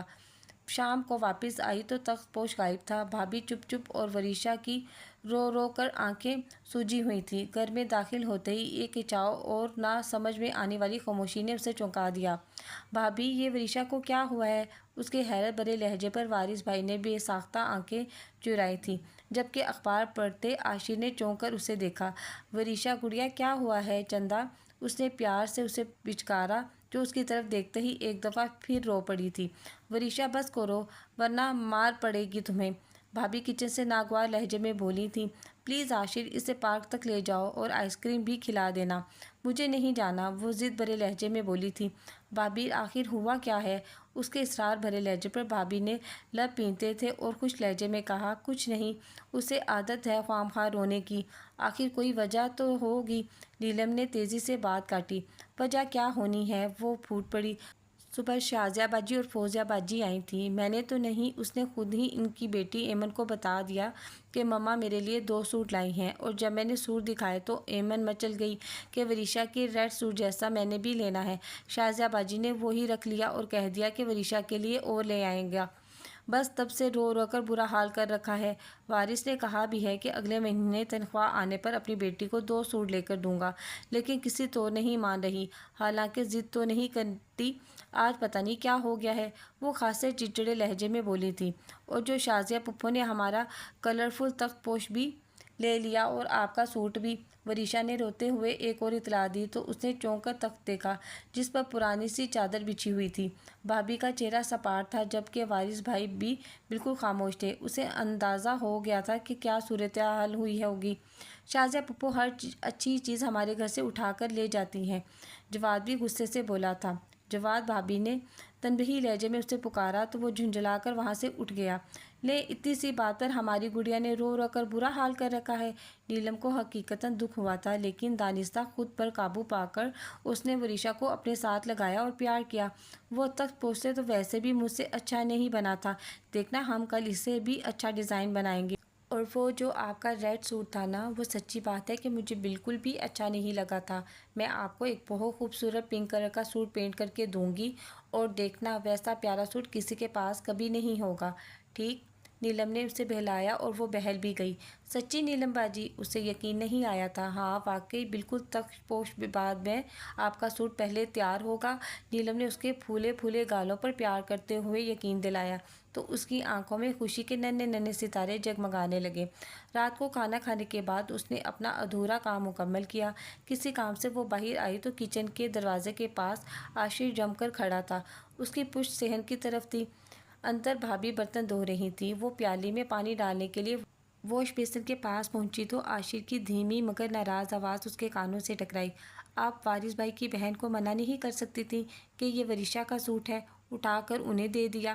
ان کا تو شروع سے ہی یہ تماشا ہے، اس گھر کی ہر چیز پر اپنا حق سمجھتی ہیں۔ پتہ نہیں ایسے لوگوں کا ضمیر انہیں ملامت کیوں نہیں کرتا۔ آہستہ بولو عاشر، وارث نے سن لیا تو ناراض ہوں گے۔ بھابھی کے لہجے میں اندیشے جھلک رہے تھے۔ سنتے ہیں تو سن لیں، بندے کو اتنا بھی کاٹ کا الو نہیں ہونا چاہیے۔ اب اتنی بھی بہنوں اور ان کے بچوں سے کیا محبت کہ اپنی اولاد کے منہ سے نوالا چھین کر ان کے منہ میں ڈال دیں۔ وارث بھائی کو اچھی طرح علم ہے کہ ان کی بہنیں آپ کے ساتھ اور آپ کے بچوں کے ساتھ زیادتی کرتی ہیں، لیکن وہ خاموش رہتے ہیں اور اف تک نہیں کرتے۔ وہ خاصے ناراض لہجے میں بول رہا تھا۔ اچھا تم اپنا دل برا مت کرو، ان کی عادت ہی ایسی ہے، بھابھی نے مسالت امیز انداز میں کہا۔ کیوں دل برا نہ کروں؟ وہ چلایا۔ صبح سے بچی کا رو رو کر برا حال ہے، اور وارث بھائی کون سے لینڈ لارڈ ہیں جو فوراً اسے ویسا سوٹ لا دیں گے؟ مجھے معلوم ہے آپ نے کیسے بچت کر کے اسے سستی سی سیل سے سوٹ لیے تھے، جن پر وہ محترمہ ڈاکہ مار کر چلی گئیں۔ اوپر سے وارث بھائی کی کزن کے لیے لینے کی کیا ضرورت تھی؟ وہ آپ کی ذمہ داری نہیں ہے۔ عاشر کے زہریلے اور تلخ لہجے پر وہ صحن پہ کھڑی کی کھڑی رہ گئی۔ کیا ہو گیا ہے عاشر؟ وہ مہمان ہے یہاں۔ وہ جھنجھلا اٹھی۔ اور پھر میرا دل اور ظرف اتنا چھوٹا نہیں کہ میں ایسی چھوٹی چھوٹی باتیں سوچنا شروع کر دوں۔ صرف 300 کا تو سوٹ تھا، تو وہ محترمہ کون سا غریب ہے؟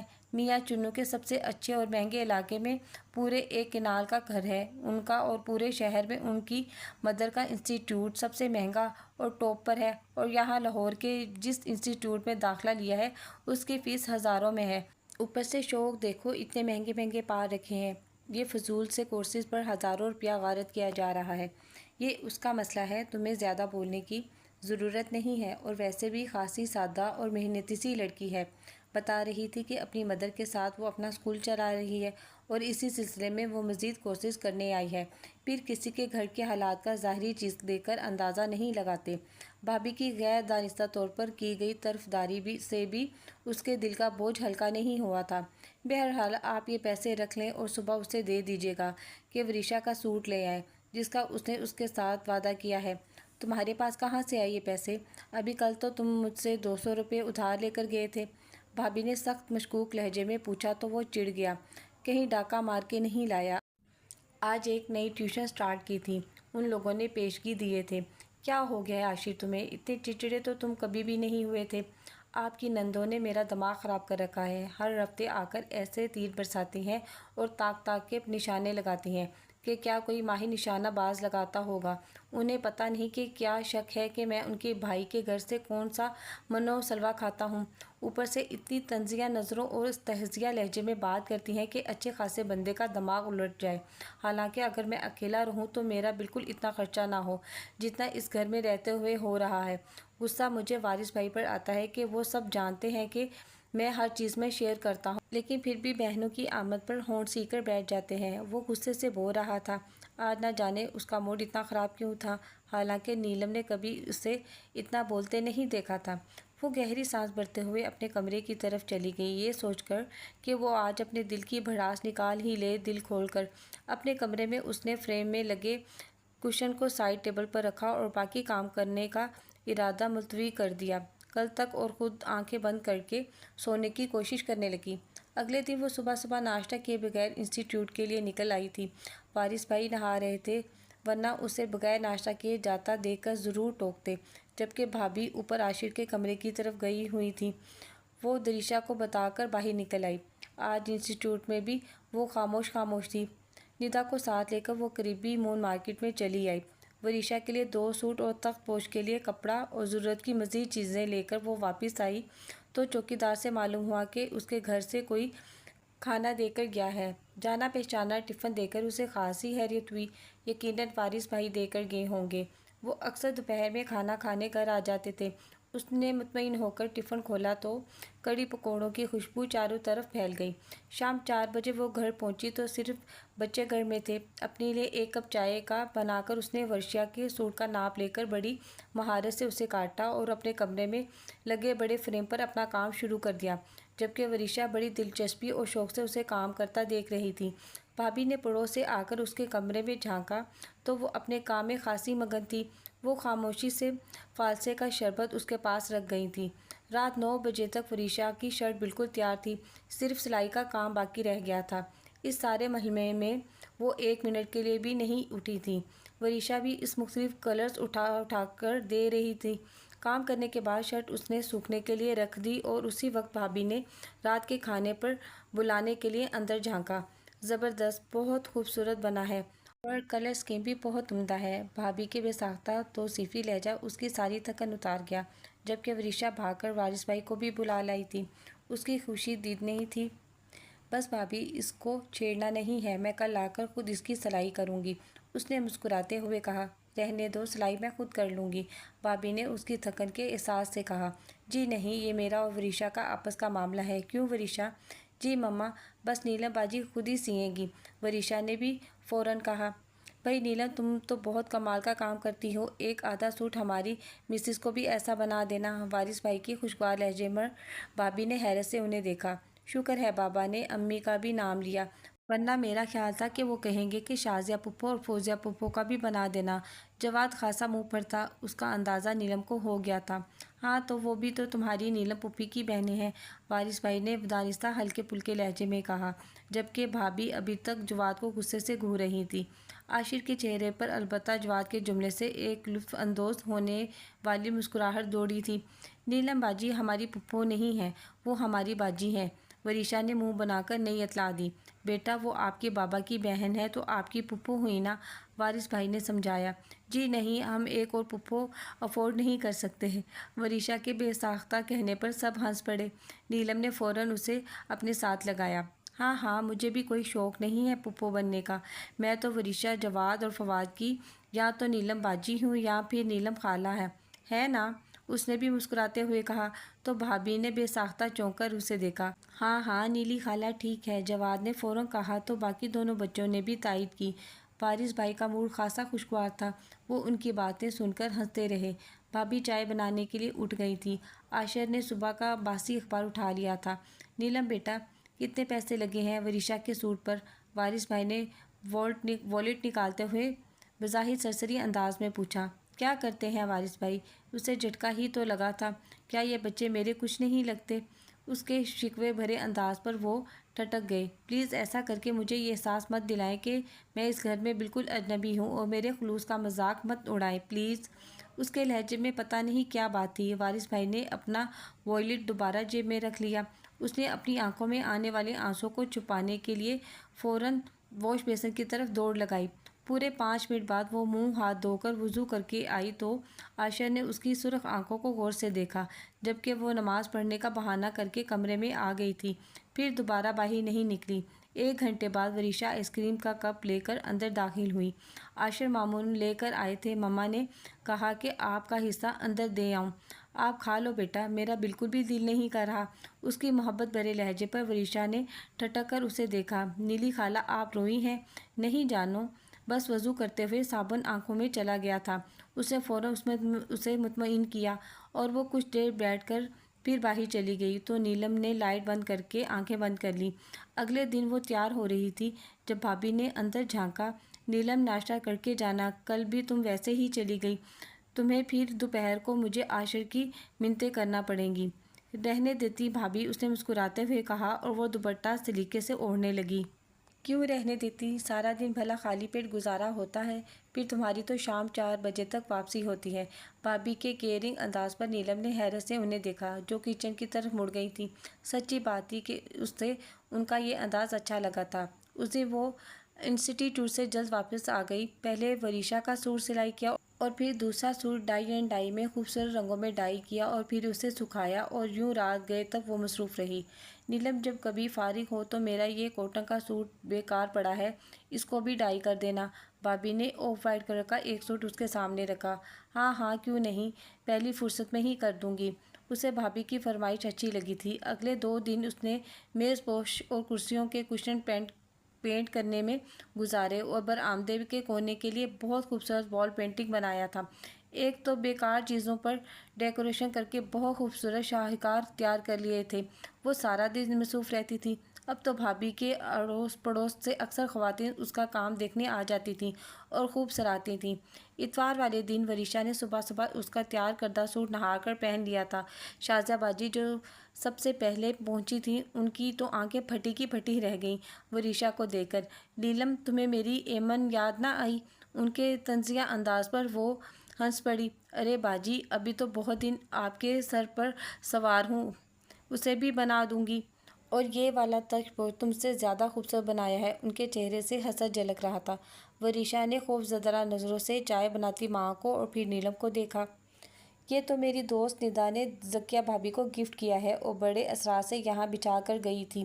نیلم نے بڑی صفائی سے جھوٹ بولا تھا۔ موٹر سائیکل دھوتے عاشر نے غور سے اسے دیکھا، جو بڑی عمدگی سے جھوٹ بول رہی تھی۔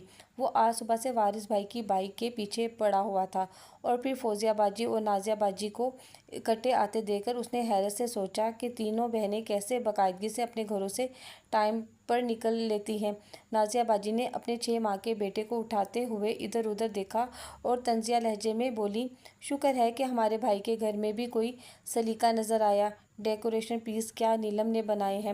شازیہ باجی ٹھٹکا لگا کر ہنسی۔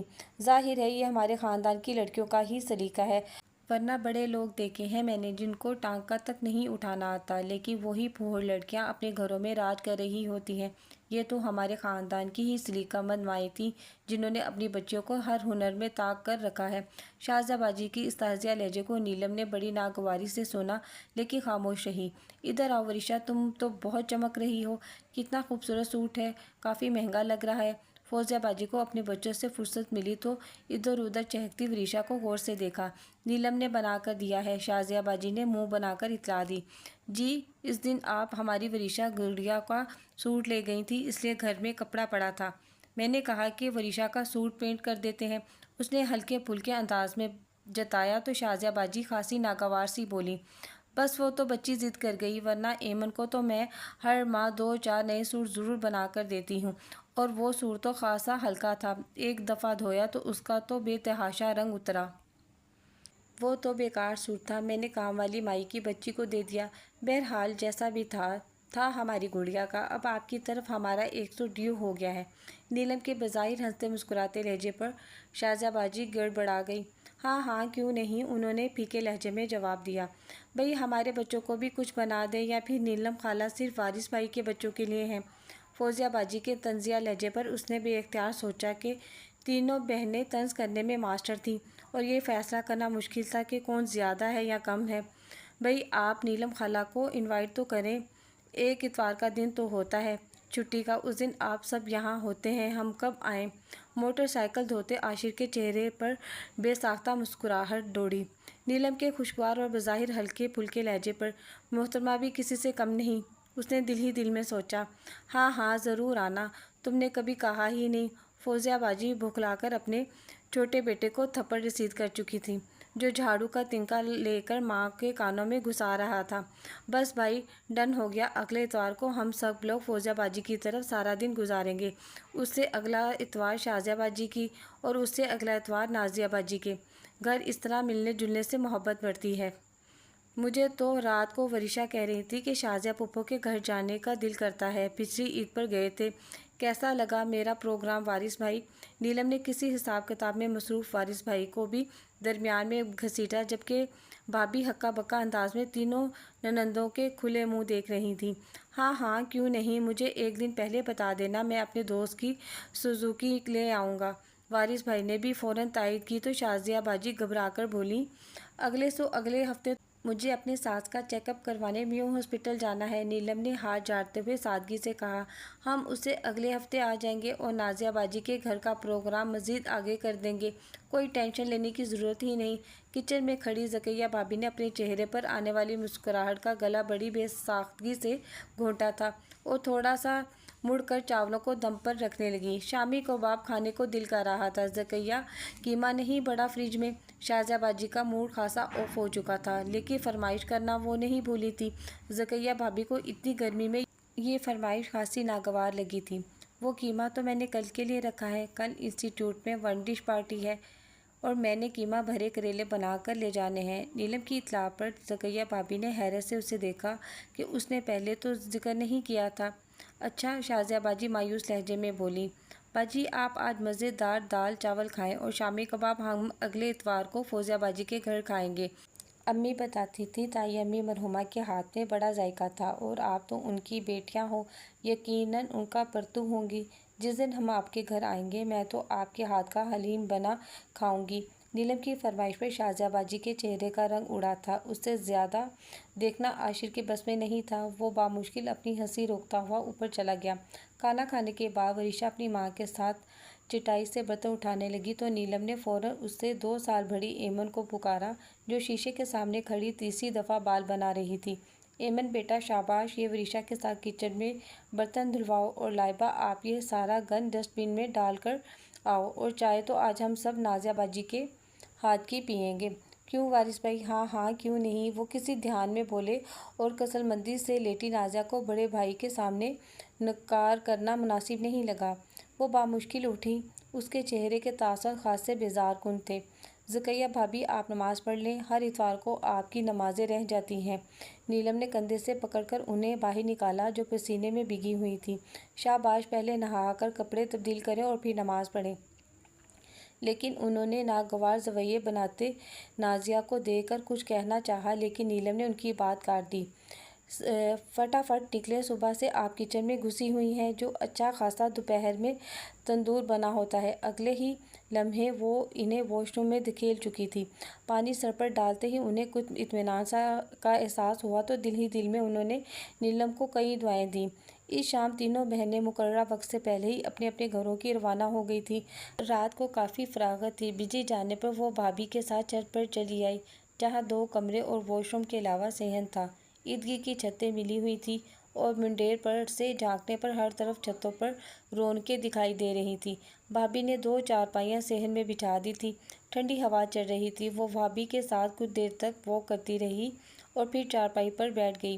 ورشا نے بیٹھتے ہی بڑے جوش و خروش سے کہا، نیلم خالہ، آج بہت مزہ آیا۔ ایمن کو تو برتن دھوتے ہوئے بہت غصہ آ رہا تھا اور وہ کہہ رہی تھی کہ اگلے اتوار کو وہ ماموں کے گھر نہیں آئیں گی۔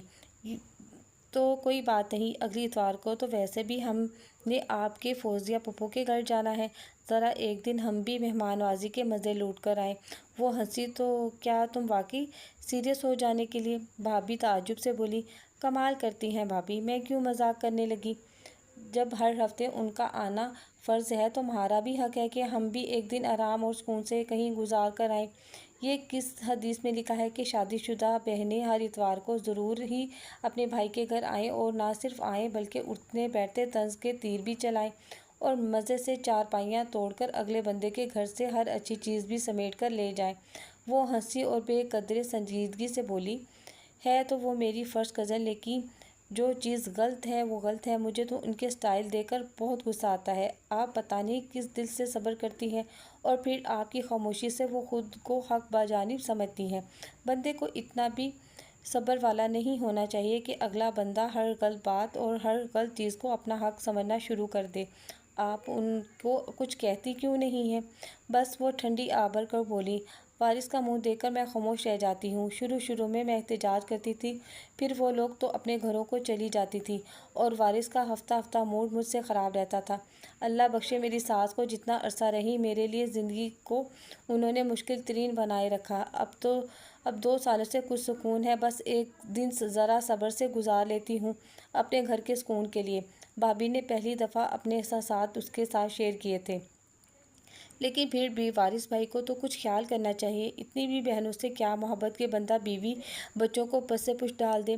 نیلم کو غصہ آ گیا تھا۔ بس وہ کہتے ہیں کہ میں ان کا اکلوتا بھائی ہوں، اور بہنوں کی ماں کی وفات کے بعد یہ احساس نہ ہو کہ ان کا میکا چھوٹ گیا ہے، اس لیے ان کو کچھ نہیں کہتا۔ لو، یہ عجیب منطق ہے، بلکہ اکلوتے بھائی بہنوں کی عقلمندی تو اس میں ہوتی ہے کہ اپنی بھابھی کے ساتھ بنا کر رکھیں تاکہ بھائی کے گھر کے دروازے ہمیشہ ان کے لیے کھلے رہیں۔ یہ کیا طریقہ ہے کہ ہر دھڑمی سے کسی کے گھر آئیں، دھوس کے ساتھ رہ کر بھی جائیں اور باتیں بھی سنا کر جائیں؟ ہر بندے کی برداشت کی ایک حد ہوتی ہے، آپ بھی صاف صاف سنا دیا کریں۔ ڈرنے کی ضرورت بالکل نہیں، ماشاءاللہ 2 بیٹیوں کے ماں ہیں، اور پھر آپ کے بچے بھی اس زیادتی کو نہ صرف محسوس کرتے ہیں بلکہ احتجاج بھی کرتے ہیں۔ نیلم کو حقیقتاً آج غصہ آ رہا تھا۔ جس دن مجھے جوش چڑھا، میں نے وارث بھائی کو بھی ٹھیک ٹھاک سنا دینی ہے۔ نیلم کے عزائم سن کر بھابھی کے لبوں پر ہلکی سی مسکراہٹ بھری۔ ابھی تو تم اپنی کزن کے لیے سوٹ پینٹ کرو، پھر کچھ اور کرنا۔ بھابھی کے چھیڑنے پر وہ جھنک کر بولی، میں ذکیہ وارث نہیں ہوں جو ان کے ہر حکم پر سر جھکا دے۔ میری ماں نے نہ تو ساری زندگی خود کسی کے ساتھ زیادتی کی اور نہ ہمیں یہ سبق سکھائے ہیں جیسے تائیں اماں اپنی بیٹیوں کو سکھا کر گئی ہیں، ورنہ میری بھی مومانی ہے اور اکلوتے ماموں ہیں۔ یقین کریں، ماموں سے زیادہ مومانی ہمارا خیال رکھتی ہیں، اور ہم بھی اپنے ماموں کے گھر جا کر سارا وقت مومانی کے ارد گرد گھومتے ہیں۔ میری امی کے ساتھ ان کی بہت دوستی ہے، کبھی ہم نے اپنی امی کے منہ سے اپنی بھابھی کے خلاف ایک بھی لفظ نہیں سنا۔ یہ ڈرامے تو میں نے یہاں آ کر دیکھے ہیں کہ بھابھی کے ہاتھ کا پکا کھاتے بھی جاؤ اور اس کے خلاف چغلیاں بھی کرتے جاؤ۔ عجیب انداز ہیں ان کے، وہ قدرے طنزیہ انداز سے کہہ رہی تھی۔ میں کیا کہہ سکتی ہوں، تمہاری کزن ہے۔ بھابھی کا موڈ خاصا خوشگوار ہو چکا تھا۔ میں کل ہی اخبار میں اعلان لا تعلقی چھپواتی ہوں۔ نیلم نے ان کا ہلکا موڈ دیکھ کر خود کو ریلیکس کیا۔ ویسے ان کی بھابھی تمہارے جیسی کوئی جی دار لڑکی ہونی چاہیے تھی، بھابھی نے بے تکلفی سے بولی تو نیلم کے لبوں پر مسکراہٹ نمودار ہوئی۔ تنے ہوئی اعصاب ڈھیلے پڑ گئے تھے۔ کم تو میں بھی نہیں ہوں۔ وہ اپنی جوں میں آئی، مقابلہ تو پھر کانٹے کا ہونا تھا۔ نیلم نے ہلکا سا کہکا لگایا۔ ویسے بھابھی میں دانستہ کسی کے ساتھ زیادتی کرتی نہیں، اور جو کر دے تو پھر چپ رہتی نہیں۔ اگر مجھے اپنے فرائض کا پتہ ہے اور ان میں ڈنڈی نہیں مارتی تو اپنے حقوق کے سلسلے میں بھی کوئی کمپرومائز نہیں کرتی۔ ہاں، اس کا اندازہ تو مجھے ہو گیا ہے۔ بھابھی نے رکش بھری نظروں سے اسے دیکھا۔ آپ کو پتہ ہے کہ والدین کی تعلیم و تربیت بہت زیادہ بچے کی شخصیت پر اثر انداز ہوتی ہے۔ وارث بھائی کے اور میرے دادا دادی ساری زندگی ہمارے گھر میں رہے ہیں۔ میری امی نے کبھی اف تک نہیں کی۔ تائی اماں ان کو ایک لمحے کو بھی سنبھالنے کی روادار نہیں تھیں۔ دادی اماں اپنی زندگی کے آخری ایام میں بھی بہت بیمار رہی تھیں، اور میرا بھائی ہارون امی سے کہا کرتا تھا کہ آپ نے جتنی اپنی ساس کی خدمت کی ہے، اللہ آپ کو بہو بھی بہت اچھی دے گا۔ اچھا، کہیں بات چیت طے ہے تمہارے بھائی کی؟ بھابھی نے دلچسپی سے پوچھا۔ وہ بے ساختہ ہنسی۔ ابھی تو FSC کر رہا ہے، لیکن امی کا ارادہ ماموں کی سب سے چھوٹی بیٹی کو لانے کا ہے۔ وہ ابھی فرسٹ ایئر کی اسٹوڈنٹ ہے، بہت کیوٹ اور بہت احساسی ہے۔ جبکہ میری چھوٹی سسٹر انم کی انگیجمنٹ خالہ کے ہاں طے ہے۔ میرے ہونے والے بہنوئی CA کر رہے ہیں۔ اور تمہاری؟ بھابھی نے بے ساختہ پوچھا۔ میری؟ وہ ہنسی۔ بھئی میرے سائز کے خاندان کے سب بھی شادی شدہ ہیں، اس لیے تاحال تلاش جاری ہے۔ اس نے مذاق اڑانے کے سٹائل میں کہا۔ اللہ تمہاری قسمت بہت اچھی کرے گا۔ جو لوگ دوسروں کے لیے اچھا سوچتے ہیں، اللہ ان کے ساتھ بہت اچھا کرتا ہے۔ بھابھی نے خلوص سے دل سے دعا دی تو وہ مسکرا دی۔ اگلے ویکینڈ سے 2 دن پہلے اس نے ندا کے ساتھ میاں چنو جانے کا پروگرام بنا لیا۔ مہینہ ہونے کو تھا اور امی کو دیکھے ہوئے اسے لگتا تھا کہ 1 سال ہو گیا ہو۔ درمیان میں چھٹی لے کر وہ دونوں آئی تو صرف 1 دن کے لیے تھی، لیکن نیلم مچل گئی اور ندا کے اصرار کے باوجود وہ 2 دن مزید رہ گئی، اور جب پورے 3 دن کے بعد وہ واپس لوٹی تو وارث بھائی کے تینوں بچے اس سے لپٹ گئے تھے۔ تخت پر کریلے چھیلتی بھابھی نے مسکرا کر یہ منظر دیکھا تھا۔ اس دفعہ تو عاشر نے بھی بڑے خوشگوار موڈ میں اس کا حال احوال پوچھا تھا، اور یہ بات نیلم کو ہضم نہیں ہو رہی تھی۔ وارث بھائی کہاں ہیں؟ اس نے کمرے میں جھانکتے ہوئے پوچھا۔ فوزیہ باجی کی طرف گئے ہیں، ان کا غسل خانے میں پاؤں پھسل گیا تھا، پتہ کرنے گئے ہیں۔ کیا؟ وہ چونکی۔ اس کا مطلب ہے کہ کل کی دعوت کینسل؟ میں خواہ بھاگ دوڑ کر کے اتوار سے پہلے پہنچی۔ وہ تھوڑا سا مایوس ہوئی اور پھر قدرے مشکوک لہجے میں بولی۔ واقعی پاؤں پھسلا ہے یا پھر ہماری کل کی دعوت نہ کرنے کا بہانہ ہے؟ شرم کرو، تمہارے بھائی یہ بات سن لیں تو کیا سوچیں؟ بھابھی کو اس کے انداز پر ہنسی آ گئی تھی۔ لے سوچنا کیا، مجھے تو یہ ٹھیک ٹھاک ڈرامہ لگ رہا ہے، اور اس کے رائٹر شازیہ محمود لگ رہی ہیں، لیکن خیر کم تو ہم بھی نہیں۔ کل عیادت کے کرنے کے بہانے چلیں گے۔ فوزیہ باجی کے ہاتھ کا کھانا نہ صحیح، ان کے میاں کے پیسوں سے ہوٹل کا کھانا ہی صحیح۔ وہ اپنا بیگ کھولتے ہوئے شگفتہ لہجے میں اپنا منصوبہ بیان کر گئی۔ مجھے لگتا ہے کہ تم اپنی کزن سے پٹو گی، بھابھی نے جملہ پھینکا۔ جناب ہم ڈرنے والوں میں سے نہیں ہیں۔ نیلم کا انداز ہلکا پھلکا اور شریر سا تھا۔ وہ اپنا بیگ کھول کر 2 سوٹ نکال چکی تھی، ایک گل احمد لون کا اور دوسرا بریزے چکن کا تھا۔ بھابھی کو ایک نظر دیکھتے ہی ان کی قیمت کا اندازہ ہو گیا تھا۔ بھابھی یہ امی نے آپ کے لیے بھجوائے ہیں، اور سختی سے کہا ہے کہ زیادہ چوں چرا کرے تو مجھ سے فون پر بات کروا دینا۔ آخرکار ان کی چچی ساس ہوں۔ اس کے حتمی لہجے پر وہ ایک لمحے کو خاموش رہ گئیں، پھر مسکرا کر دوپٹے سے اپنے ہاتھ صاف کرنے لگیں۔ عاشر نے بھی غور سے سوٹوں کو دیکھا اور پھر اسے دیکھا جو بڑے سادہ انداز میں ایک اور پیکٹ نکال رہی تھی۔ بھابھی امی نے کافی عرصے سے خود کام کرنا چھوڑ دیا ہے، بس سکھاتی ہیں۔ لیکن وریشا کے لیے یہ ایپلی کا سوٹ انہوں نے پورے 3 دن لگا کر بنایا تھا، اور کہہ رہی تھی کہ جب وہ پہنے تو موبائل پر اس کی ایک تصویر بنا کر مجھے ضرور دکھانا۔ اصل میں ہمارے گھر میں بچے نہیں ہیں نا، تو ان کو بہت شوق ہے، اور بہت محبت اور خلوص سے انہوں نے بنایا ہے۔ ریڈ کلر کے فریش کلر پر آف وائٹ پیچز لگا کر مہارت سے ڈیزائن کی گئی تھی، اور ایک نظر دیکھنے میں ہی وہ کسی بوتیک کا مہنگا سوٹ لگ رہا تھا۔ نیلم خالہ کتنا پیارا ہے نا؟ وریشا کی خوشی دیدنی تھی۔ جی میری جان، لیکن آپ سے زیادہ پیارا نہیں۔ نیلم نے سوٹ اس کے ساتھ لگا کر سائز چیک کیا اور پھر دوسرے لفافے سے سفید کرتے نکالے۔ یہ جواد اور فواد کے لیے ہیں۔ نیلم یہ زیادتی ہے۔ بھابھی شرمندہ ہو گئی تھی۔ چلے، جو زیادتی ہوتی ہے اس کا آپ کو پتہ نہیں چلتا، اور جو محبت ہوتی ہے اس پر آپ زیادتی کا لیبل لگا رہی ہیں۔ بھئی یہ ظلم ہے۔ نیلم نے ٹھنڈی سانس بھری۔ ہاں بھابھی، اسے یاد آیا، اصل میں امی نے اپنی بوتیک کا کام بھی سٹارٹ کر دیا ہے، اور لڑکیوں کی تعداد بھی زیادہ ہو گئی ہے، اور جو کام وہ اپنے لیے کرواتی ہیں ان میں اکثر گفٹ بھی کر دیتی ہیں۔ انہی لڑکیوں کی شادیوں پر تو یہ بیڈ شیٹ اور بیڈ روم سیٹ انہوں نے بنا کر رکھا تھا، اور جو آپ کے سامنے والی سکینہ خالہ ہے نا، جن کی 5 بیٹیاں ہیں، میں نے امی سے ذکر کیا تھا، انہوں نے دیا ہے، آپ اپنی طرف سے انہیں دے دیجیے گا، ثواب ملنے کا۔ یہ 3 بچیاں ہیں۔ بھابھی نے بہت غور سے اس کی بات سنی اور اپنے محسوس مہدم لہجے میں کہا، تمہاری امی بہت نیک خاتون ہے، اب تو میرا بھی دل کر رہا ہے ان سے ملنے کو، اللہ ان کو اس کام کا اجر دے۔ انہوں نے بہت احتیاط سے وہ بھاری سیٹ اٹھا کر ایک سائڈ پر رکھا، انہیں حقیقتاً ان کے اس تحفے سے خوشی ہو رہی تھی۔ ہاں ضرور، آپ نیکسٹ ٹائم ہی چلیے گا، میاں چنو خوب انجوائے کریں گے، اور تب تک بچوں کی بھی چھٹیاں ہو جائیں گی، اس نے خلوص دل سے کہا۔ لیکن نیلم خالہ، اگلے اتوار کو تو ہم نے شازیہ پھپھو کے گھر جانا تھا، وریشا نے یاد دلایا۔ کوئی بات نہیں بیٹا، اگلے ہفتے تک ان کے گھر سے بھی کوئی اطلاع آ جائے گی، ہماری قسمت میں آپ کی پھوپھیوں کے گھر کا کھانا نہیں۔ نیلم نے چائے کا گھونٹ بھرا اور مسکراتے ہوئے جواب دیا، تو بھابھی بے ساختہ ہنس پڑی۔ نیلم، تم کس دن بہت مار کھاؤ گی، مجھے بھی یہی لگتا ہے۔ وہ تھوڑا سا جھک کر رازداری سے بولی تو عاشق کے لیے اپنی مسکراہٹ روکنا دشوار ہو گیا۔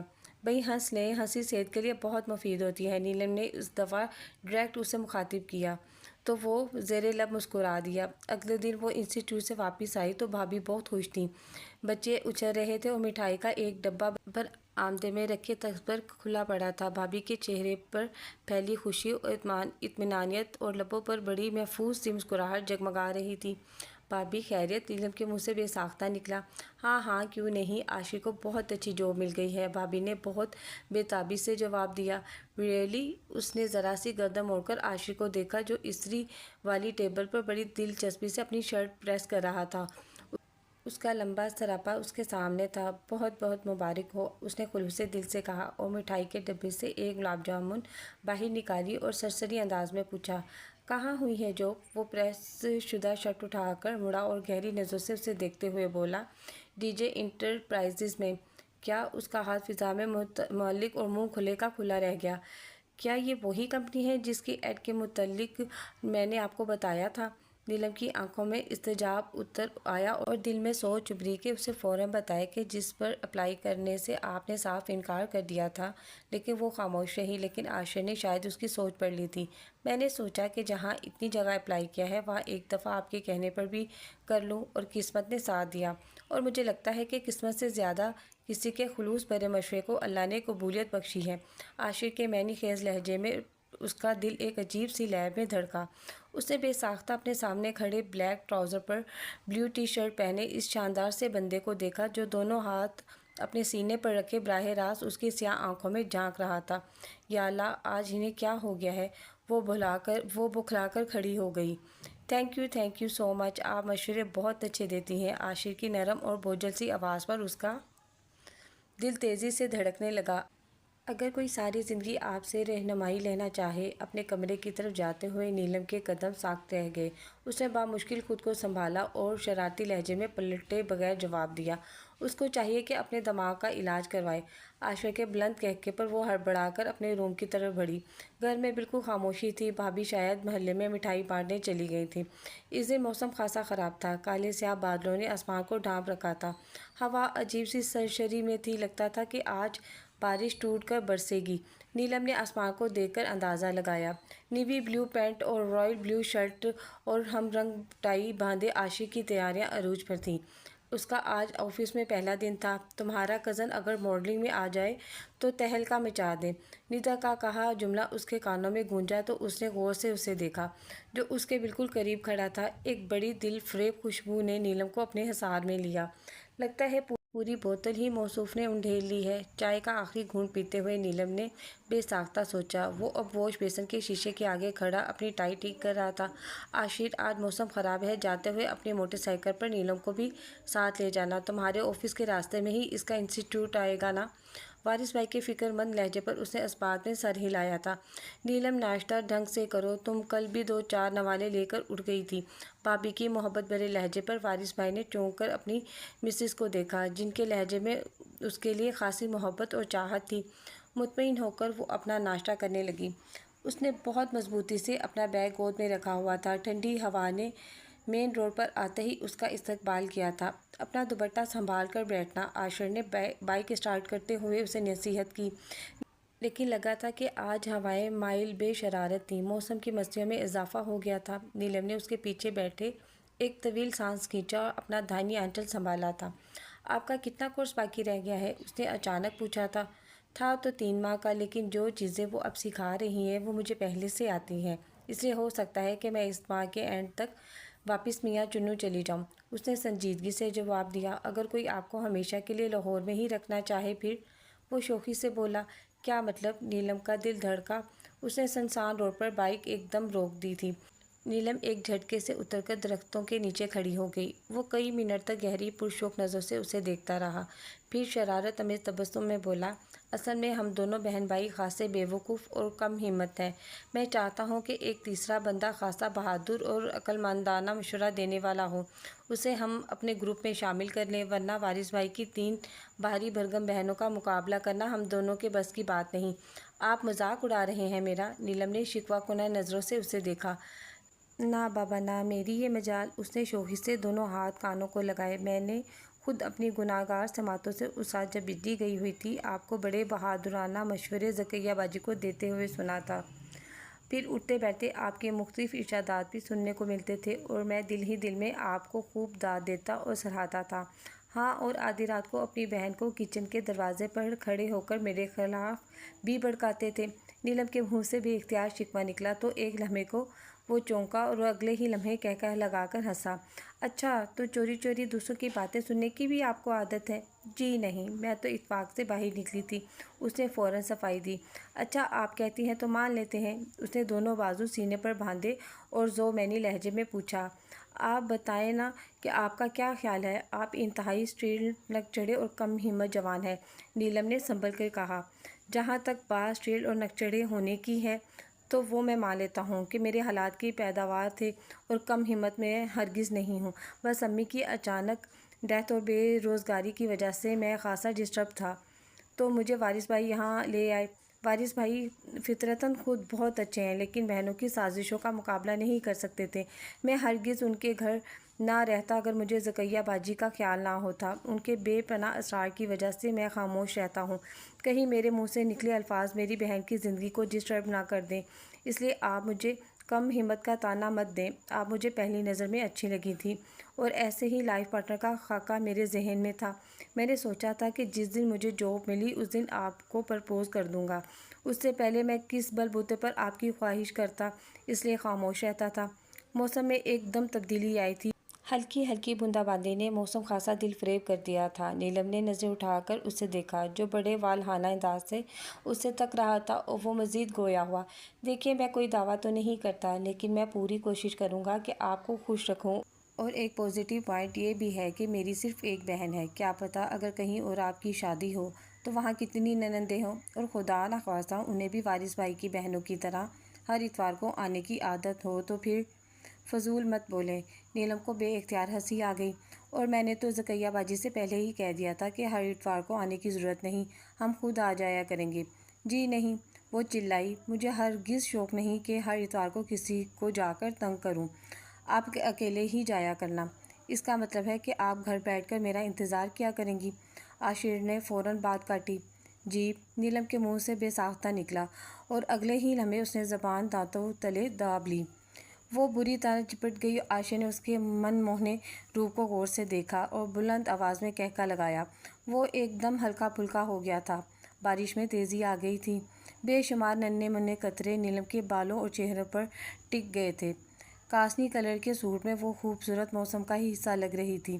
عاشر نے آنکھیں بند کر کے دونوں بازو فضا میں پھیلائے اور ایک اطمینان بھرا سانس حلق سے خارج کیا۔ اس دفعہ کا دن اسے بہت تحفے سے نوازا گیا تھا جس نے اس کی زندگی میں کئی اور دلکش رنگ بھرنے تھے۔